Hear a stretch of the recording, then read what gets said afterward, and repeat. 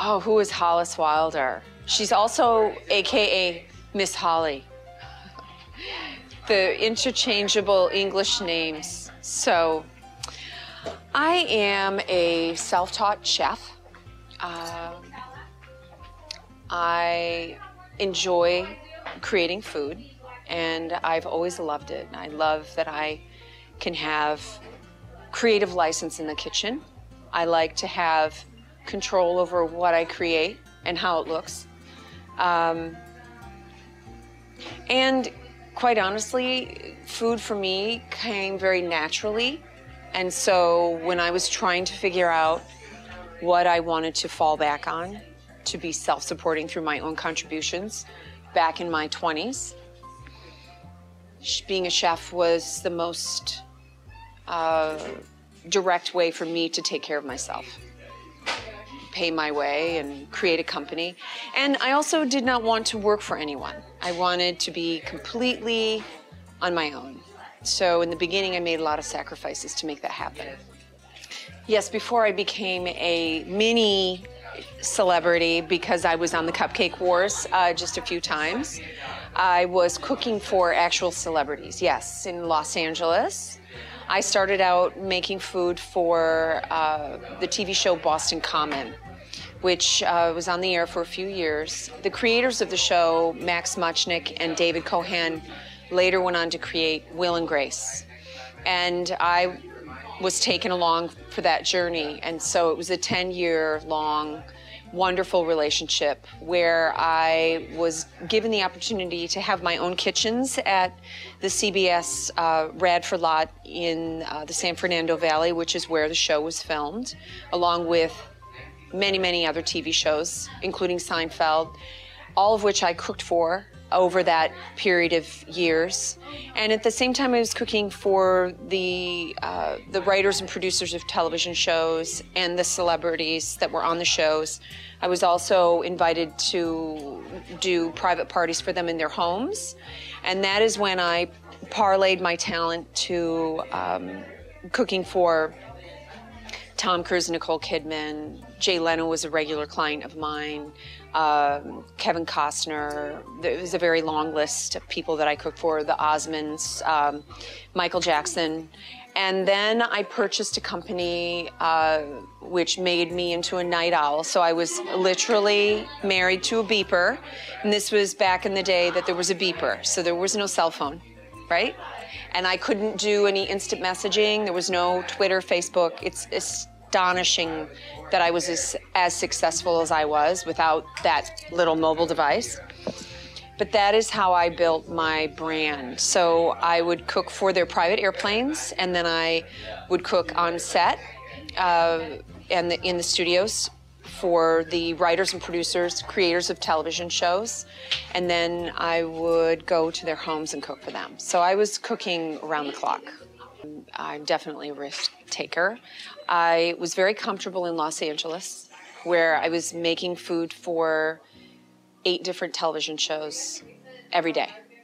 I was very busy. I had an incredible staff. I, at this point, had a commissary where everything was created.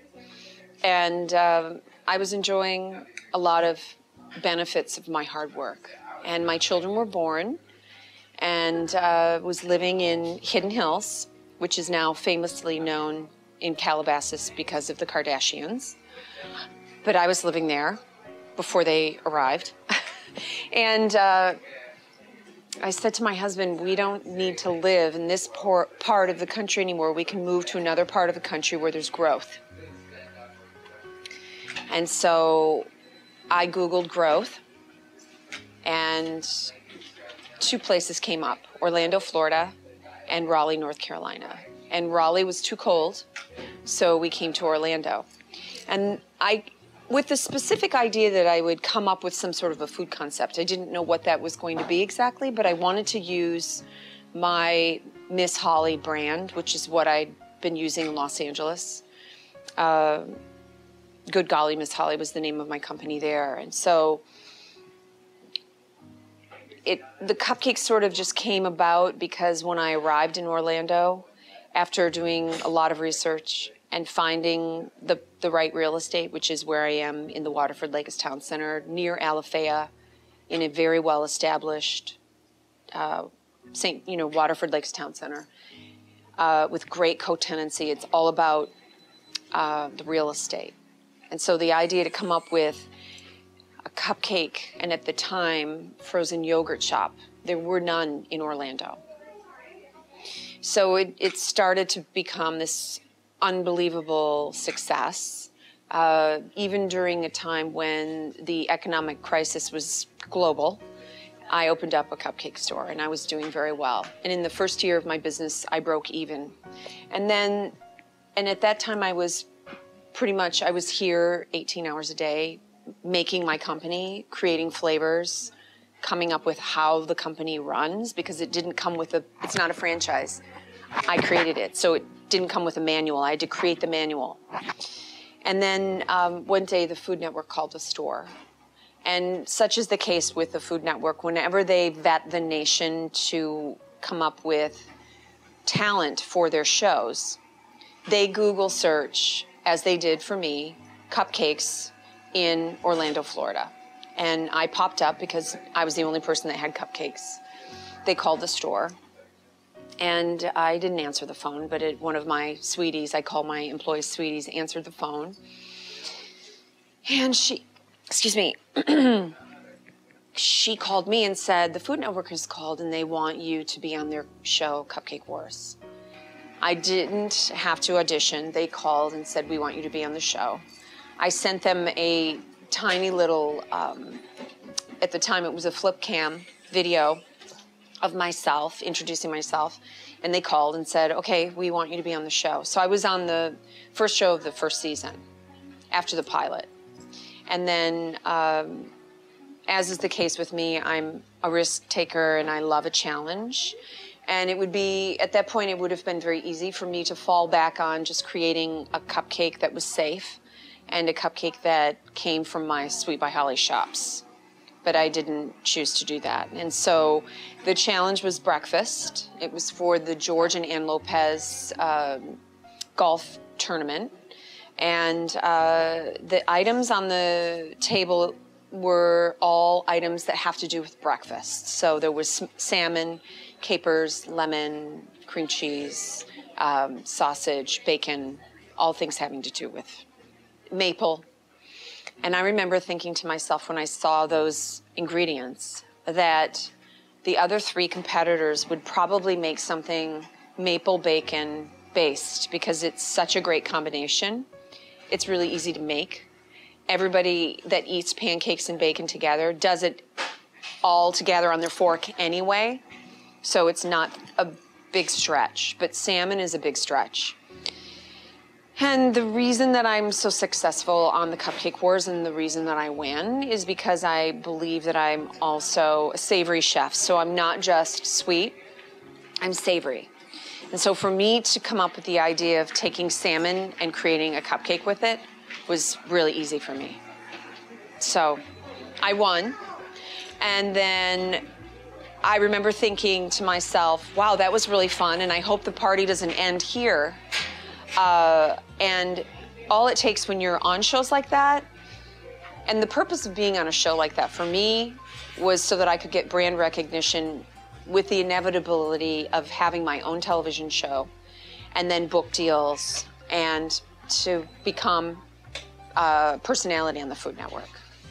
Have, you know, cooking items and pots and pans and such, just like the other celebrity chefs that you see in Walmart and Target. But all it takes is one person.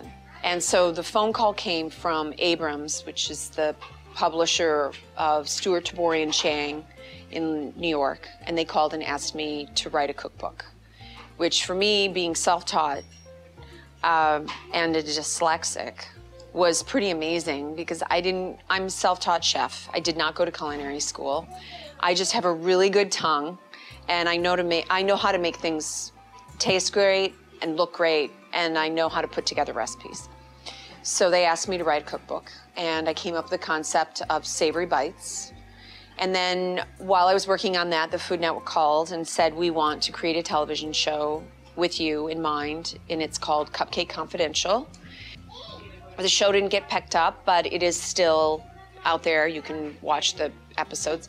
And then over the next 4 years, I was asked to be on the Cupcake Wars 2 more times. Both times I won. From the time that I was invited to write the cookbook until it finished was a 2.5-year process. From the first call to now it's on the bookshelves. That was exhaustive. And I was winning the shows at the same time.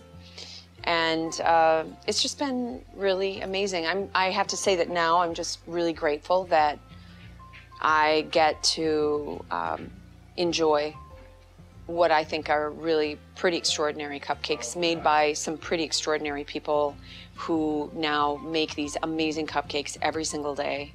I have nearly 60 employees, not all of whom are full-time, but they work very hard. So I'm a very happy person. I've decided to create some digital television on my own because I can develop the content and I can showcase not only my sweet but savory talents, and then I'm also a designer, a decorator, a fashionista, a gardener. So everything that I do every single day that I love to do, that includes cupcakes, but everything else in my life.